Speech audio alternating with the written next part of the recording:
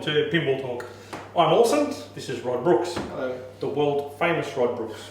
We've got him here for a limited season. We are here today with a game from 1995 called the Theatre of Magic. This was my first expensive pin purchase. And I think it's a fantastic game, and I'm glad that we can show this one today. Rod, tell me what you know about this game. Okay, there's a few things. The first thing is the trunk. The trunk is the pivotal part of the game. There's a couple of things with that. The actual trunk cover tends to like to break a lot. And I do know people who put new covers in, and 50 games is a little piece out of it. Recently there's been somebody who's made one that's more rubbery type, silicone type material. I've seen a couple of those, they look pretty good. The trunk motor can also be a bit of a problem. It can generate a bit of slop. Here's a broken one. Yes. Yeah, there you go. Yeah, right there.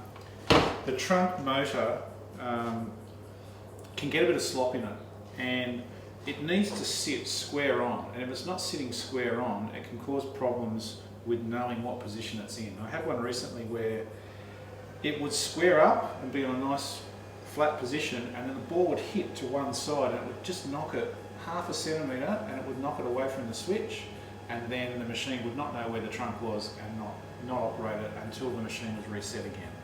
So you want to make sure that it shouldn't have too much slop. There should just be the meshing of the gears.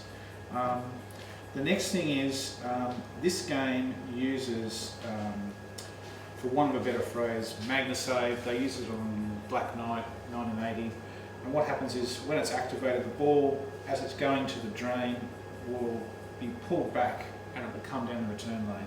Now they use an eddy sensor board to do that. I've found with the original ones you do have to adjust them quite regularly. I've spoken to people who have Theatre of Magic, and they say, yeah, I have to take the glass off and adjust it every 30 or so games. There is a replacement board available from, I think he's in Brisbane. And what that does is every time you turn it on, it recalibrates. And so therefore you have to adjust it far less. There's also one in front of the trunk that when it hits the trunk, it picks up that you've hit it. There's no actual switch on the trunk. That ties in with what I was saying before about when this gets out of position. If when it's turning, the ball hits, it can put it out of whack. And the same person that's done the boards for the out lanes has done one that, I won't go into a big detail, but what it does is it corrects that problem by using a different board and making that not an issue anymore. The other thing with this would be that it's a very busy game, much like Circus Voltaire as well. So there can be some problems with where your rewards are down here. I know of some restorers that don't like to restore these playfields because it's very difficult. They're big inserts and that can be a problem there. I think that's probably about the main things that I can think of. I noticed that you put some mods in. I have. You've got the top hat over there. Top hat in the corner, I put a spinning disc tiger here. This is the spinning motor for the tiger saw. And actually, it's not working. Oh, really? Do you know why it's not working? No. Because you can't just have the tiger saw motor, then you have to actually add the security chip onto it as well. Change the security chip. And I haven't done that yet. So, I know, right, I've got the motor, but I haven't got the security chip. So they're about $100. They're very expensive. Very expensive, which is quite annoying. Which is not the game chip. It's point. something that partners with the game chip. It was something to do with Williams were trying to control their European distributors, and they weren't selling out of their territory, so they had to marry up a security chip with the game chip, and all of that's totally irrelevant now, but it comes back to haunt you when you want to change that over. Yeah. I've also got the magic wands that light up when the MagnaSave comes on, so they're wired into that as well. And this apron as well is a custom apron. I think they're for sale somewhere in Europe. They come from. They're not cheap.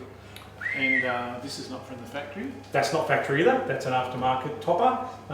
This is a 3D translate. I've also got a pin sound board and I've got new speakers and subwoofer in this game as well. I love this game's call outs. I think it tells you what to do more than any other game. Right. Shoot this, shoot that, go for this. I can see why this is ranked one of the top 3 pinballs of all time. It really is a spectacular game. I love when you put LEDs in this game and it just brings it alive. I like mirror blades in this game because I think that the magic theme works well. Yeah. But I've seen these done in, obviously with pin blades, and also I've even seen people put velvet, like a velvet trim on there, which would make a nightmare for opening and closing, pulling the blade foot up and down.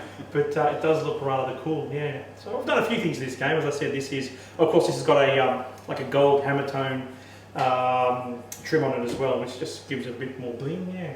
Yeah. So, look, I would rate this, if I was to rank this game out of 10, a 9.5, easy. Wow. What about you, Rod? I'd probably go 7. 7? Why so low? I don't know. I don't think I ever quite got into it. Okay. Right. Magic's not your thing, huh? Yeah. I don't know. I did play it a bit when it came. I had one for a little while, maybe a month or so. Okay. But then I ended up getting rid of it and getting something else. I think I got No Fear or something like that. Right. Here we have it here, folks. Rod swapped a Theatre of Magic for a No Fear. It was the same value back then. It was the same value back then. Yeah, it was. Pins are all over. Isn't that interesting times? Excellent. All right. Well, we might get you to fire it up and have a little play of it, eh?